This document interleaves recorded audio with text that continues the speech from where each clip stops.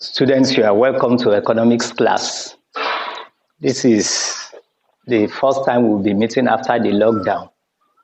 And I want to inform you that in the course of the lockdown, we were able to look at some topics like population, labor market, agriculture, channel of distribution, economic systems, and money. And in all these topics, we have been able to thrash them and then do some revisions on them. Today, by the grace of God, we want to look at the topic inflation. I want to find out, when you are talking of inflation, inflation is a commonly used word that many of us have heard, but most of the time we only hear them, we don't know what they really stand for. What is inflation? Inflation can be defined from two perspectives. Number one, it is a persistent rise in the general price level. The persistent rise in the general price level. And what this means is that there is a fall in the value of money. When there is inflation, the value of money that you are holding or the purchasing power of that particular money, or let's say the money does not value what you expect it to do. It may not be able to, like if you hold 1,000 nowadays only look like 50 naira in the olden days. So you see that money has lost its value as a result of inflation. Secondly, it is the continuous increase in the price of all goods and services over a long period of time. When you are talking of goods and services, what you are able to purchase, I know that when I was very young, throughout my secondary school days, my father gave me 50 naira as pocket money in secondary school. And up till that time, you realize that 50 naira, we may not even be able to spend everything. In primary school, we are going to school with 10 kobo. But anything now, and that 10 kobo is for 1 week. Anything now, you realize that you cannot even get a biscuit for 5 naira. So this is reducing the purchasing power of the money. So two ways. It is either that the value of money will reduce, thereby causing the purchasing power of money to come down. So when the value of money comes down, then the purchasing power equally reduces. And that is what is called inflation. So for inflation to occur, there are two conditions that must be fulfilled. You don't just talk of inflation, but you must be able to see two conditions. And the number one is that the increase in price must be a constant thing. That is, it must occur for a fairly long period. When you are talking of increase in price, you must realize that maybe what you bought 100 naira yesterday, by the time you are going there in another 3 days, the price have increased, which is what we are seeing in Nigeria now. You realize that if you go to the market today and you see somebody that have just bought something and you say, this thing is very good. Let's even take the common pepper. Somebody will go to the market every five days. The first market, they go say, if you go to the market today, tomatoes, one basket is 300 naira. If the next market day you go there and you go with 300 naira, you may buy 1/4 basket. Why? Because there has been a constant increase, and this is what is called inflation over a fairly long period. And second, there must be increase. Increase must affect all goods and services. It must affect all goods and services, not that it will affect only one good. If you want to build a house now, you realize that the carpenters will tell you that the daily pay has increased. The bricklayer will tell you the daily pay has increased. As you go to the market price of cement will have increased. So when you go to the block maker, the block maker will tell you that the price have increased. So when you look at it, all the goods that are required, the sand, whether sharp or soft sand, you are talking of block, you are talking of cement, everything will have increased, and even the workmanship will have equally increased. So when you have this particular situation occurring in a country, then you talk of inflation. Now, what are the types of inflation? Quickly, we are going to look at majorly 4 types of inflation. And the first one is cost push inflation. Cost push inflation. And from the name, you can deduce that it affects the cost of production. In a situation where you have the cost of production increasing and you now have to push it to the people that are purchasing, the final consumers, we call this cost push inflation. When you are talking of cost of production, you are talking of capital, labor, land. By the time you add everything together, there is an increase in all these ones, and this one will now affect everything that has been done. So cost push inflation, that is due to increase in the cost of acquiring factors, due to increase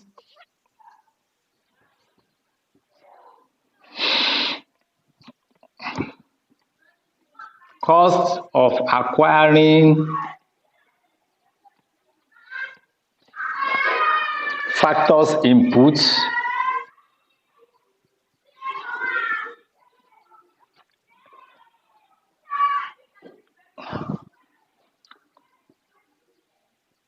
then the cost of production increases,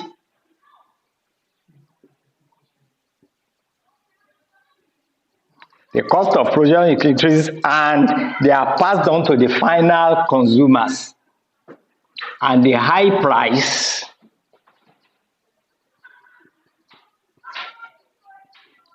is passed on to the final consumers. Number 2, you talk of demand pool inflation. Demand pool inflation. When you are talking of demand pool inflation, this is when the high level of demand leads to shortage of goods. If in a school of 50, then there is need for them to purchase a particular commodity, and you realize that the only quantity they can get is 30, and 50 of them are struggling to buy the 30. What do you think will happen to the supplier? It will increase the price, because he knows that there is competition on ground, because the demand is higher than the supply, and because the market is being controlled by the forces of demand and supply. So you realize that what happens is that there is an increase in price, and this one can continue as long as there is shortage of goods and there is no increase in the supply. If there is increase in demand without corresponding increase in supply, then there can be ultimate increase in prices. Number 3, we have hyperinflation. Hyperinflation. Hyper means something that continues to skyrocket. Skyrocketing inflation. And what this means is that prices keep increasing on daily basis. In fact, with little or no increase in output. If you go to the market and you realize that some goods are very, very good and there is no increase in the output, and many people are now rushing for such products, people will keep increasing.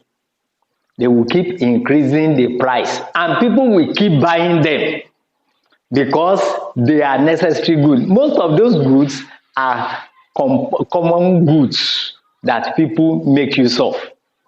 If you have a product that a company produces and many people are agitating to look for that product, and the company is not increasing the output, then the tendency is that you have hyperinflation, because even the price can keep increasing on hourly basis.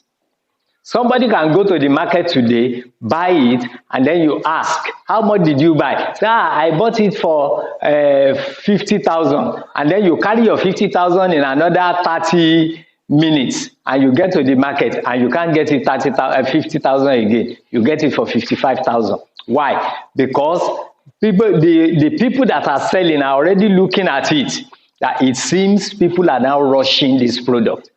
And the first thing they will do is to hoard. They will hoard, and after that, by the time they are bringing them out, they are going to keep increasing prices. And we'll talk about creeping inflation. Number 4, creeping inflation. And when you are talking of creeping inflation, this is an inflation that is not really showing. When you say something is creeping, it's moving slowly. This is the one you may not even notice over a long period of time. Maybe there is an increase of 10 naira, 5 naira on a product over a long period of time. Unlike hyperinflation, where increase can come every hour with 5,000. And everybody will be looking at. So that means if hyperinflation, you are having 5,000 every 24 hours. If you don't have that money in another month, that means you have to buy it almost double the money that the other person has bought it. But when you are talking of creeping inflation, is the exact opposite, where you have, though there is inflation, but it is not noticeable because the level of increase is not really showing. They are slow and they are continuous. Now, what are the causes? We'll quickly discuss the causes of inflation. There are some things that causes inflation. There are some factors that causes inflation. And the number 1 cause is poor storage facilities. Poor storage facilities.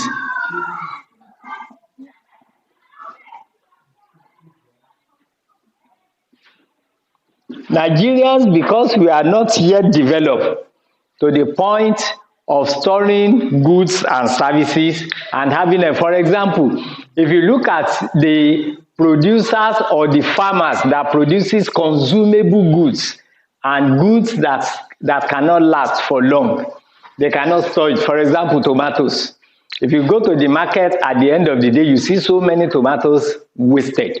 Mangoes, you see them poured at the back of the market. Why? Because they are not consumable again.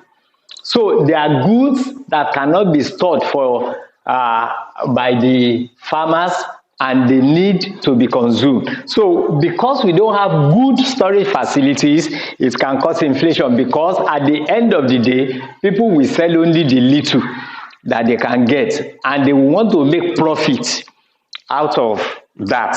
Number 2, increase in wages and salaries. Increase in wages and salaries.